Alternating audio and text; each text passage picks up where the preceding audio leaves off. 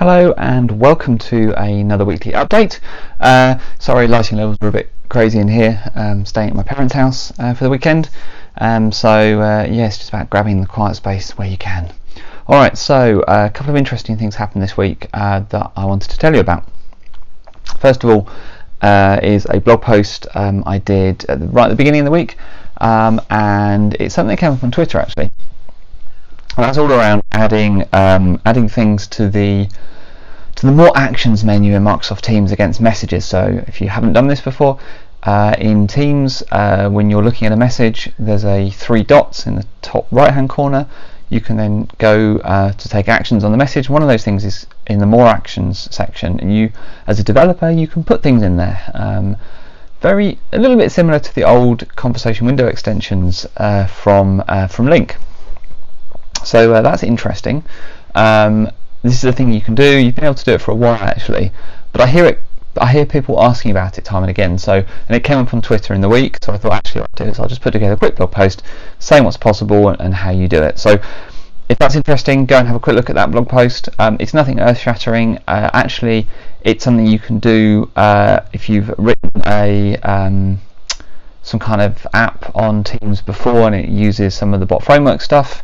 Then actually you can use very similar code to get the actions when somebody clicks on that more actions menu. So it's not a new concept, it's just slightly different types, slightly different information coming into that code as well, so makes it very easy to react to. That's a good thing.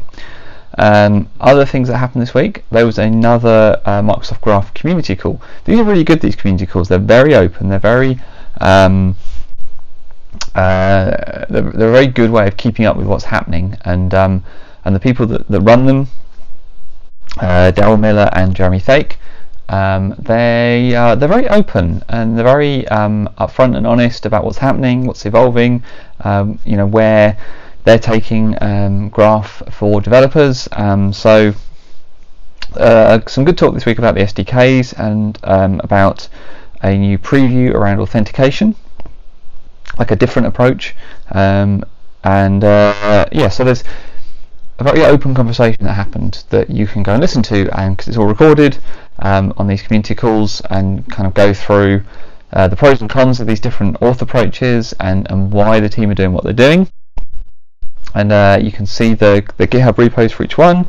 So I think it's really good. I like this approach of being kind of this openness and this kind of working in the open, working out loud, and I think it's really good. And there's some other stuff that got talked about as well, some Fluent SDKs as well. So if you're building anything on Microsoft Graph as a developer, then you should definitely check out those community calls. If you can make the time to do them in person, that's amazing. If not, they're all recorded, and they go straight to YouTube as well, so they're very easy to consume. So I thought that was really good. Alright, so let's go sideways slightly to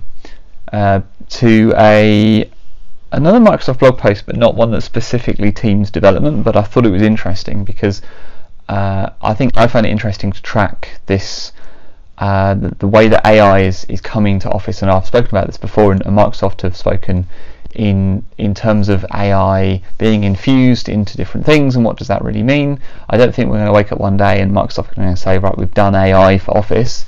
I think what's going to happen is parts of Office will gradually get better and be improved by the application of AI in the right place, doing little things to make processes better and just kind of improve the whole thing. I think this is one of these areas. It's announcing the general availability of what's called the Microsoft Insider Risk Management stuff.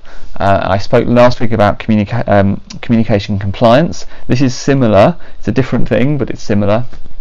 It's around tracking the risks of like insider bad practice or disgruntled employees, things like that. So it's kind of interesting how they're using AI to look at abnormal file activity, but also things like the sentiment of communication, abnormal user behaviours.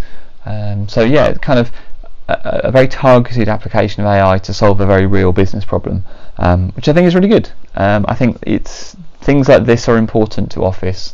The compliance story is very important, and this is what sets Microsoft's offering it's apart from some of the competition as well. So I think it's interesting. I think it's interesting to see how AI is applied, and how it's coming to these different workloads.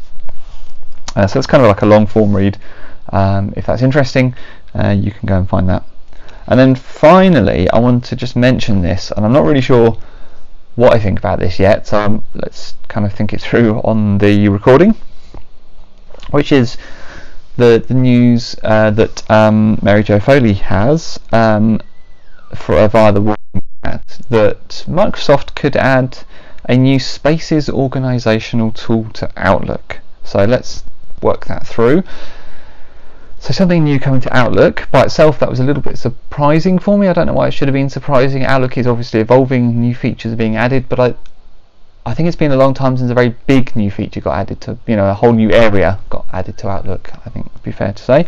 And what is Spaces? My first thought was, that's a bit odd if it's somewhere to collaborate, because we have Teams now. Do we need another place?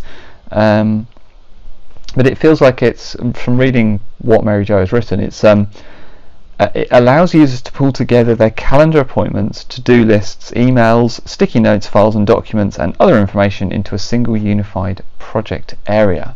So it sounds like there's a lot of overlap with Teams, which I'm going to kind of suspend judgment on, I guess. I don't know.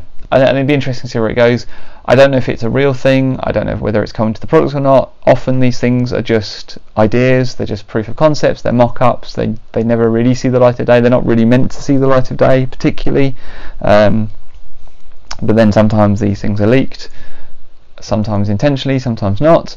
So I don't know. I think it's a produced video. I think. Yeah, so it's interesting. It's one to watch, I think. Yeah, I'm not sure how I feel about it. I think we have Teams. I think you can look at the success of Teams, and they've definitely tapped into something there. People like the way that Teams works, and they like that collaborative working. It seems to really be working. And so maybe this is an attempt to kind of take the users that are kind of still using email and kind of slowly bring them into that more productive, collaborative workspace, and I think that's a good thing. Maybe there's a risk of confusion around Teams, I don't know. I think we'll wait and see what happens. But for me, I think it's interesting. As a developer, I think all of these things are only interesting if there's APIs, and so that's what I care about, so I think that's interesting. But yeah, I think we'll see where it goes. It's one to watch for sure. Yeah, the good write-up by Mary Jo Foley, and there's some links to the videos as well, so you can kind of watch them, make your own judgment. Right, I think that's everything from me this week. If you missed it, you can catch up. I did a webinar last week, so the recording of that I think is probably out now, so you can go and watch that if you missed it in real time. Yeah, so I think that's everything from me this week. Next week is going to be super busy, I think, but there's some blog posts I want to try and get out, so try and do that as well. And then I've got some exciting news as well that I'm going to, I think, announce through next week at some point. But yeah, you have to look out for that. Alright, I think that's everything from me. Have a great weekend, whatever's left of it, and I will speak to you again next time.